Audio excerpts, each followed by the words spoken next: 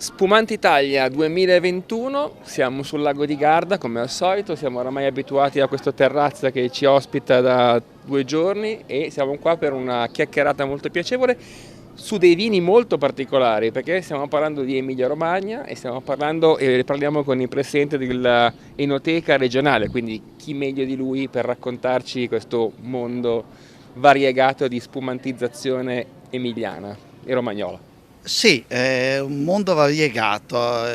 Intanto mi presento come Presidente Emilia Romagna, dell'Enoteca regionale Emilia Romagna. Noi rappresentiamo oltre 200 aziende associate a questa Enoteca. L'Enoteca è un nome che porta a un luogo di vendita, in realtà la nostra è un'associazione di promozione dei vini dell'Emilia Romagna. Curiamo organizzazione di eventi, partecipazione a fiere e quindi promuoviamo il nostro prodotto.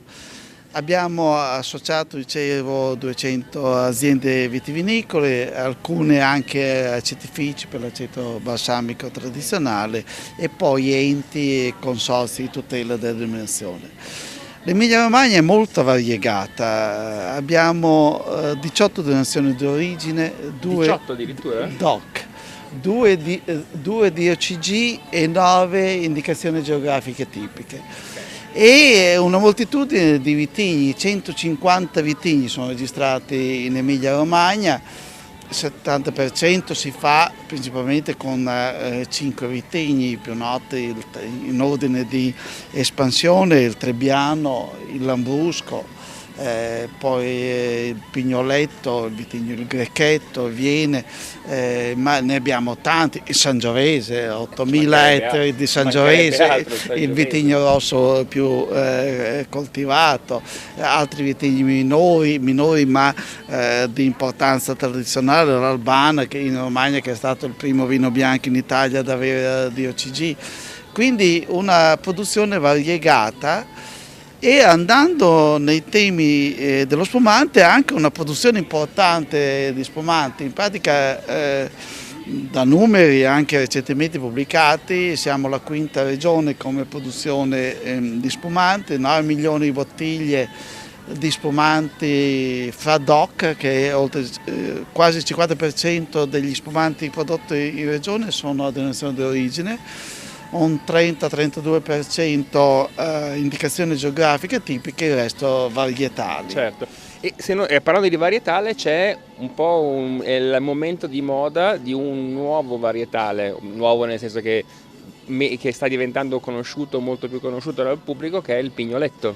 Esatto, il Pignoletto è una denominazione di un vitigno che poi è diventato un po' una denominazione di origine, prima partendo dalla varietà è diventata anche per una denominazione di origine, conosciuto principalmente inizialmente nei colli bolognesi, poi si è esteso anche alle province di Modena, tutta la provincia di Bologna e una parte anche della provincia di Ravenna, una denominazione importante che oggi ha raggiunto oltre 17 milioni di bottiglie prodotte. E fra queste la tipologia più importante è la sottotipologia, diciamo, spumante, e tra l'altro rappresenta la prima DOC come spumante Emilia Romagna, poi fanno seguito la denominazione dei Lambruschi. Quindi spumante da Pignoletto, DOC, esatto, metodo italiano o metodo classico? Molto spumantizzato col metodo italiano, l'autoclave, il metodo Sarmà. Del resto la storia dell'Emilia Romagna è molto legata alla spumantizzazione in autoclave. Sì e no, racconterò qualcosa. Okay. Racconterò qualcosa perché sia nell'area Pignoletto abbiamo anche produttori che stanno facendo il metodo classico, e per quanto riguarda la storia degli spumanti, io me ne sono occupato anche assieme a un amico giornalista e storico, ho scritto un libro sulla storia degli spumanti in Romagna dal Novecento, e abbiamo usato la produzione degli champagne in Romagna dal Novecento. Perché fine 800, inizio 900, anni della Belle Époque, si producevano champagne, perché allora ancora il nome la Francia non era riuscita a tutelare, e alla pari delle prime spumantizzazioni importanti di metodo Champenois in Italia, anche in Romagna abbiamo delle iniziative importanti, persone che sono andate in Francia, hanno studiato la spumantizzazione a Reims eccetera, hanno portato i vitigni Chardonnay, Pinot Nero, e fine 800, inizio 900 hanno iniziato la spumantizzazione in bottiglia.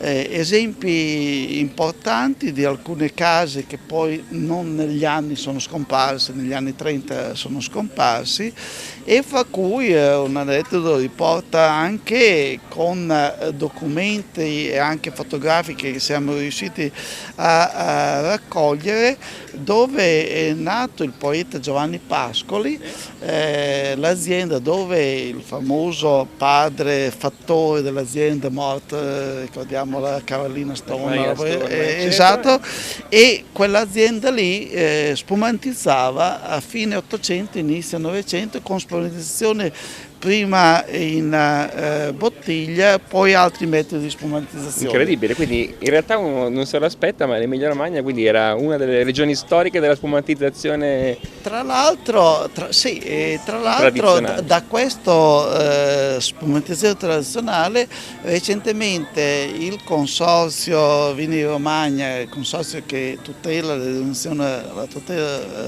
Romagna, in una modifica del disciplinare, modificando anche il disciplinare per la produzione dello spumante Romagna DOC bianco e rosato, ha introdotto un marchio collettivo che si chiama Nove Bolle, marchio di patrimonio del consorzio, perché 9 rappresenta questo Novecento abbinato alle bolle. Ecco questo caso di 9 bolle, devo dire che l'avevo visto e non l'avevo ricollegato. 9 bolle. Sta per Novecento, poi nuovo, certo. E quindi un rinnovo della tradizione del Novecento. Quindi diciamo che abbiamo già una buona realtà, ma stiamo lavorando, quindi anche nelle prossime edizioni avremo modo di assaggiare nuovi prodotti, nuove invenzioni, sperimentazioni. E abbiamo anche tante novità per quanto riguarda vitigni autoctoni, meno conosciuti oggi, per esempio l'Aspergola nel Reggiano, in Romagna il famoso, un vitigno locale leggermente aromatico, dove si sta iniziando la spumantizzazione, e quindi abbiamo molti produttori che stanno tentando proprio la strada degli spumanti. Quindi secondo me nelle prossime edizioni avremo ancora delle novità di cui parlare. Raccontare. E allora facciamo un brindisi per ringraziarvi e alla prossima edizione.